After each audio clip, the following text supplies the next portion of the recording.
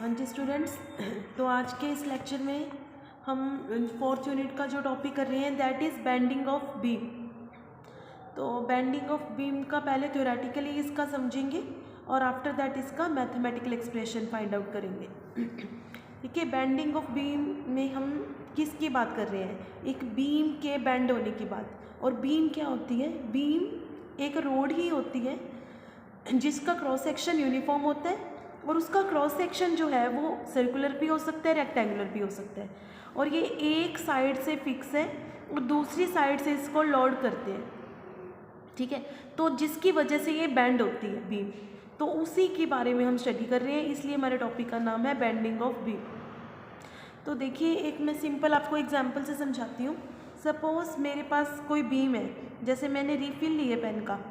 ठीक है, पेन का रिफिल है, इसकी लेंथ बहुत ज़्यादा है एज़ कम्पेयर टू इसकी ब्रेड्थ के, तो ये एज अ बीम हम कह सकते हैं। अच्छा जी, अब अगर मैं इस पे इस टाइप से डिफॉर्मिंग फोर्स लगा दूँ कि ये एक सर्कुलर आर्क की फॉर्म ले ले इस टाइप से अगर मैंने डिफॉर्मिंग फोर्स ऐसे अप्लाई की कि इसने सर्कुलर आर्क की शेप ले रखी है ना, तो इस सिचुएशन में क्या होता है, इसकी इलास्टिक प्रॉपर्टीज़ की वजह से, जो बॉडी हम यहाँ पे इलास्टिक बॉडीज़ की बात कर रहे हैं, तो इलास्टिक प्रॉपर्टीज़ की वजह से इसमें इंटरनल जो रीस्टोरिंग फोर्स है वो एक्ट करेगी और कपल ऑफ फोर्सेस एक्ट करेंगी, क्योंकि डिफॉर्मिंग फोर्स जो हमने अप्लाई की है दोनों एंड्स पे लगाई है, बट ये अपनी ओरिजिनल पोजीशन को गेन करना चाहता है। तो इसका मतलब इंटरनल फोर्सेस जो रीस्टोरिंग फोर्सेस है उसकी वजह से इस पर कपल ऑफ फोर्सेस एक्ट करेंगी जो कि डिफॉर्मिंग फोर्स के ऑपोजिट एक्ट करती हैं।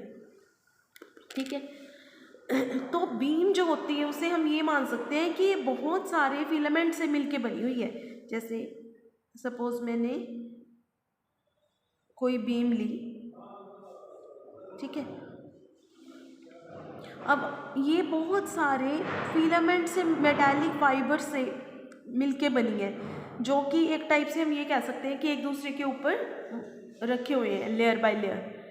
ठीक है तो जब कपल अप्लाई होगा इस पे, तो फिलामेंट जो इनर साइड पे होंगे ना या कनकेव साइड पे होंगे वो तो कंप्रेस हो जाएंगे, लेकिन जो आउटर साइड पे है वो एक्सटेंड हो जाएंगे। कैसे? वो देखिए, जब हमने इसको बेंड किया था रिफिल को तो इस टाइप की शेप आ गई थी ना। अब हम तो पूरी बीम की बात कर रहे हैं, तो इट मीन्स वो इस टाइप से शेप ले लेगी बीम। ठीक है, अब जो आउटर साइड वाले हैं ये तो एक्सटेंड हुए हैं, बट ये वाले इनकी लेंथ कम हुई है, इंटरनल इनर साइड पे है जो, ये कंप्रेस हुए हैं। ठीक है, अब जो बिल्कुल सेंटर वाला फिलामेंट होगा ना, ये वाला, इसकी लेंथ में ऑलमोस्ट नेग्लिजिबल चेंज आता है, इसलिए इस वाले फिलामेंट को हम न्यूट्रल एक्सिस मान के चलते हैं। ये न्यूट्रल फिलामेंट होता है, इसके जो ऊपर वाले हैं उनकी लेंथ एक्सटेंड हुई है, जो नीचे वाले हैं उनकी लेंथ कॉन्ट्रैक्ट हुई है, वो कंप्रेस हुए हैं। ठीक है, तो जिसकी वजह से यहाँ पे लेयर्स बन जाती हैं। ठीक है, तो ये जो बीच वाली सरफेस है ये न्यूट्रल सरफेस कहते हैं इसको। ठीक, अब मूवमेंट क्या होता है, बेंडिंग मूवमेंट क्या होता है वो बात करेंगे। आपको बताया ना कि जो डीफॉर्मिंग फोर्स हमने अप्लाई की उसकी वजह से इंटरनल रीस्टोरिंग फोर्सेस उसमें एक्ट करेंगी क्योंकि इलास्टिक बॉडी है वो। तो वो जो इंटरनल फोर्सेस डेवलप होती हैं ना, उनका जो मूवमेंट होता है उसे कहते हैं हम बेंडिंग मूवमेंट।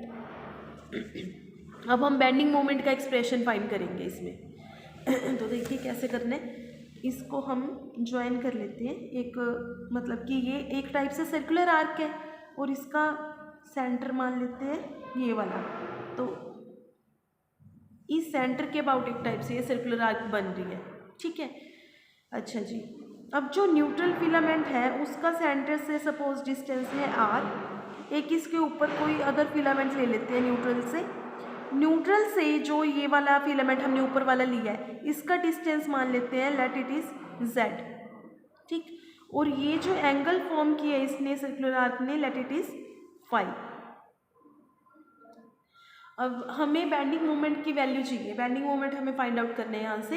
तो पहले तो हम बात करेंगे इसमें कि ये वाला जो न्यूट्रल फिलामेंट है इसकी लेबलिंग कर लेते हैं। न्यूट्रल फिलामेंट को मैं Mn ले रही हूँ, जो ऊपर वाला फिलामेंट लिया था उसको AB मान लेते हैं। अब Mn फिलामेंट के लिए अगर बात करें ना हम, तो Mn की वैल्यू होएगी, हमारे पास फॉर्मूला होता है angle is equal to arc upon radius. तो arc is equal to angle into radius, तो Mn एक आर्क है, इसकी वैल्यू आएगी एंगल इंटू रेडियस, मतलब इसका जो डिस्टेंस है वो है r, Mn is equal to r phi. Similarly AB की वैल्यू आ जाएगी, वो जो आर्क है उसके लिए total distance r plus z हो जाएगा, तो r plus z into phi. अब टोटल हमने देखना एक्सटेंशन कितना हुआ है, जो PQ फिलामेंट है उसमें एक्सटेंशन देखने, तो extension in PQ filament will be PQ या AB, हमने AB माना है ना, तो extension in AB filament will be AB minus Mn, इनको माइनस करेंगे तो ये आ जाएगा आपका Z फाई के इक्वल। ठीक, ये एक्सटेंशन आ गया। अब देखिए हम AB फिलामेंट के लिए स्ट्रेन फाइंड आउट करेंगे। एक्चुअली हमें चाहिए यहाँ पे फोर्स होते हैं स्ट्रेस इनटू एरिया, स्ट्रेस को फाइंड आउट करने, तो स्ट्रेस को फाइंड आउट करेंगे यंग्स मॉड्यूलस से। यंग्स मॉड्यूलस का फॉर्मूला होता है normal stress upon longitudinal strain, ये फॉर्मूला होता है हमारे पास यंग्स मॉड्यूलस का। अब स्ट्रेस चाहिए, तो स्ट्रेस जो हमारे पास ये है हमें चाहिए स्ट्रेस की वैल्यू, तो नॉर्मल स्ट्रेस आ जाएगा, stress is equal to Y into longitudinal strain. ठीक है, अब y तो कॉन्स्टेंट ही है यंग्स मॉड्यूलस, इसे एज इट इज रखो। लॉन्गिट्यूडनल स्ट्रेन की वैल्यू फाइंड करेंगे। स्ट्रेन होगा AB फिलामेंट के लिए increase in length upon original length, तो इंक्रीज इन लेंथ है इसकी Z फाई, ओरिजिनल लेंथ थी इसकी R फाई, तो Z बाई R आ जाएगा। ठीक है, तो यहाँ पे पुट कर दो value y into z by R, तो नॉर्मल स्ट्रेस की वैल्यू आ गई y into z by R. ठीक, अब हमें तो फोर्स चाहिए, फोर्स होता है स्ट्रेस इनटू एरिया, तो वहां से हम फोर्स की वैल्यू फाइंड आउट करेंगे। इंटरनल फोर्सेस जो डबल पॉइंट की इसके अंदर, internal forces is equal to stress into area of cross section into area of cross section. तो स्ट्रेस तो हमने अभी फाइंड आउट की है y into z by R. अब एरिया ऑफ क्रॉस सेक्शन हम उसके करस्पॉन्डिंग वेरी स्मॉल पार्ट का मान लेते हैं कि डेल्टा ए है उस पर कोई छोटे से पार्ट का, तो डेल्टा ए से मल्टीप्लाई कर दिया। अब हमें चाहिए बेंडिंग मोमेंट।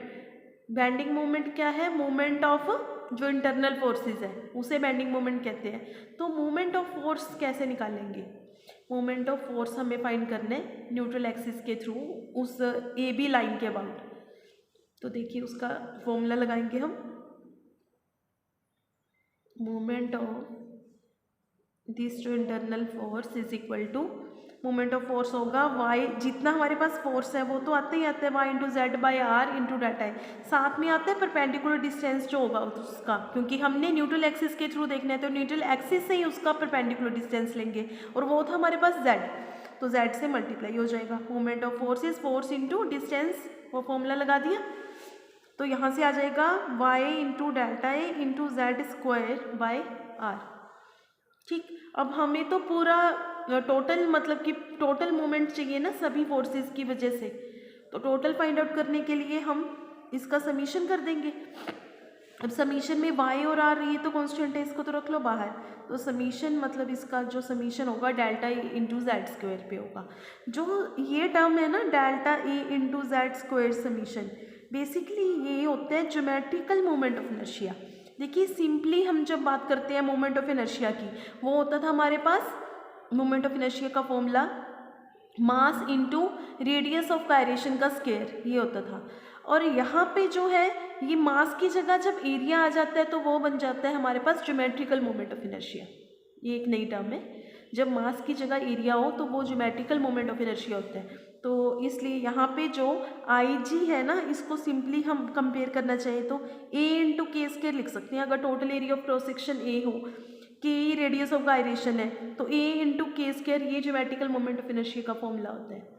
ठीक है, अब हमारा यहाँ से बेंडिंग मोमेंट आ चुका है। जो बेंडिंग मोमेंट है ना वो हमारा आ गया y इंटू, इसकी वैल्यू पुट कर दो। मोमेंट ऑफ फोर्स ही एक्चुअली बेंडिंग मोमेंट है ना, moment of force, moment of internal force is equal to